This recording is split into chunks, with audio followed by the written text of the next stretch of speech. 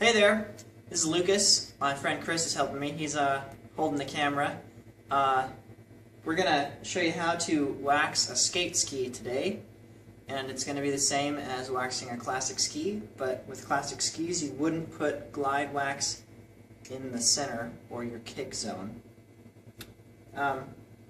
First thing, there are a number of different kinds of waxes. Today we're going to go with a wax that is going to be hopefully good for the rest of the week.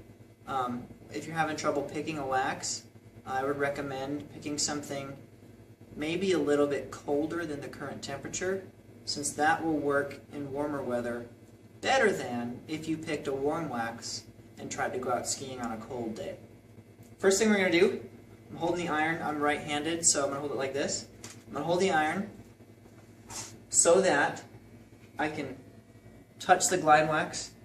It'll melt, and as I put it on, any remaining glide wax will drip off of this corner and onto the ski, so I'm not wasting anything.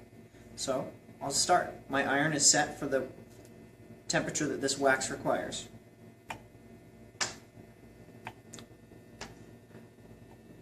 And I'm doing this fairly slowly, and as you can see, some drips are coming off and onto the ski.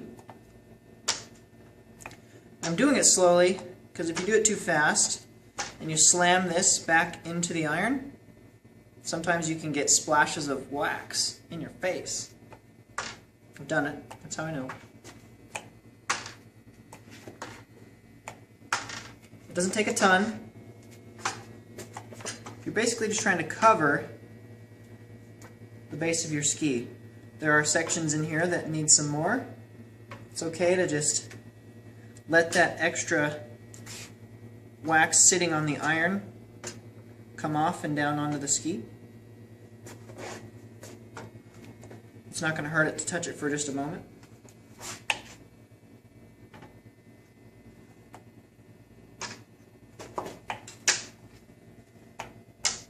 Alright, now I'm going to melt it in. What I'm going to do is make sure that the wax is not, I dripped off the table. The wax is not molten for more than 3 or 5 inches behind the iron. If you have wax still sitting molten for several seconds, you've probably gotten your bases too hot, and you just really need to be careful about that because you could damage your skis themselves and they won't accept further wax at that point. So here we go. Nice and flat, doesn't require pressure. The weight of the iron is good enough.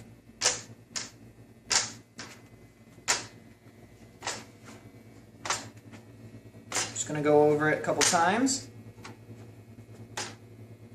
First time I came through, smoothed out some of it.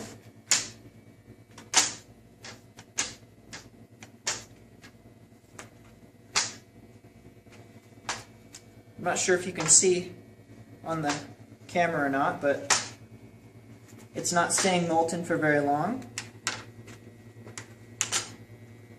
See, it fairly quickly becomes solid again. You can run down in one direction as well. I was just doing whatever worked, but this is another way and maybe more standard. Or maybe even hold it on the whole time.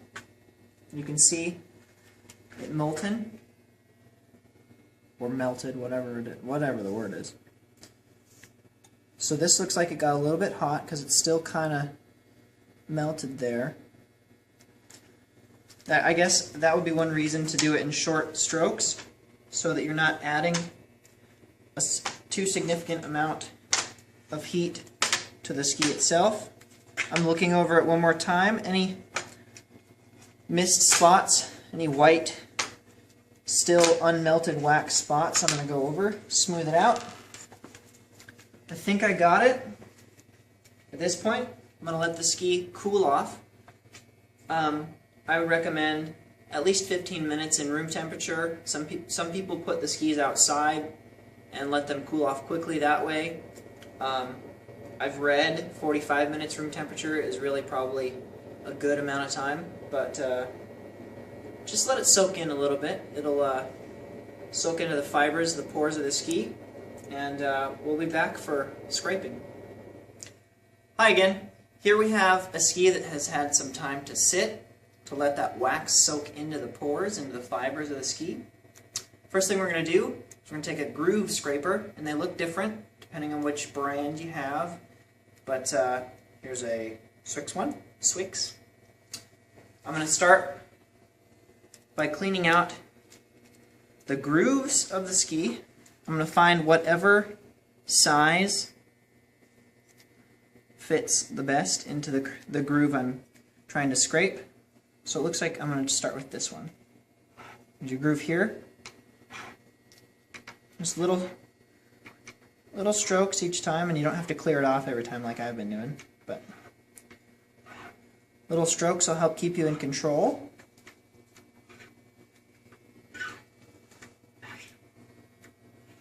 And you can go back over it again as well. The reason we're doing this first, instead of any other scraping, is so that I can protect the ski. If, by chance, I slide off of the ski, there's a layer of wax protecting it. If I didn't have that layer of wax there, if I'd already scraped it off, I probably would scratch the actual base of my skis. The grooves have been scraped. Now we're going to scrape the sides, still using the groove scraping tool. Depending on the scraper you have, this may be a little bit harder or a little easier. Some of them have a right angled edge, which makes this even easier to do. But just like the grooves, short strokes to help keep in control as you get the wax that has maybe dripped off the side off with the ski.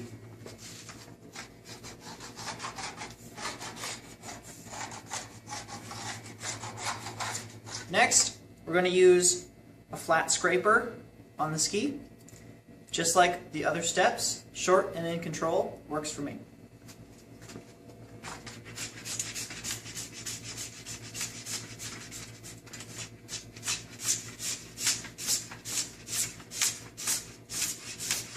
It's possible to do a very smooth and long stroke as well. I find shorter strokes keeps the scraper closer to my body instead of a big long stroke. Also, I've found that I scrape the ski itself a little bit less if I do shorter strokes. The way that I'm holding this is one of a couple different ways. My thumbs bend a bunch, so I utilize that in holding the scraper.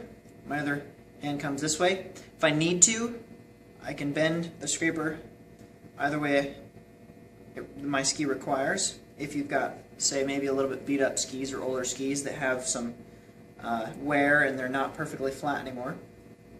Another way to do it is also this way. So I've got the majority of the scraper covered with my fingers, and then my thumbs are in the back. Same thing, short strokes. Whichever way you feel more in control. I've been doing it this way for a long time, so that's what I'm going to do. This also seems to help me look over the ski and see the reflection of the wax versus the base, and tell if I'm ready to move on to brushes or not. Here we have a metal and what I believe is nylon brush. They make different kinds of metal for the brushes. I believe this is copper. Just pick a metal brush and go with it. We're going to start by holding it in your hand with your thumb in the groove and your fingers in the groove. You can come along and support with your other hand. You don't need a lot of weight. Not a lot of weight is required. Brush in one direction, especially with the metal brush. As you get down to the finer, less abrasive brushes, it isn't as important.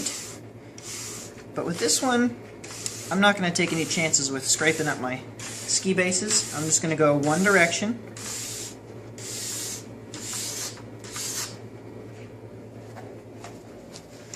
just like the other steps, shorter strokes help keep you in control. Last, we have a blue brush, very fine nylon, as was in the first steel and nylon brush. They also make a black nylon brush, which is a little bit more abrasive than this, but less abrasive than the white. I'd recommend using that too. But this is all we have. And it will work.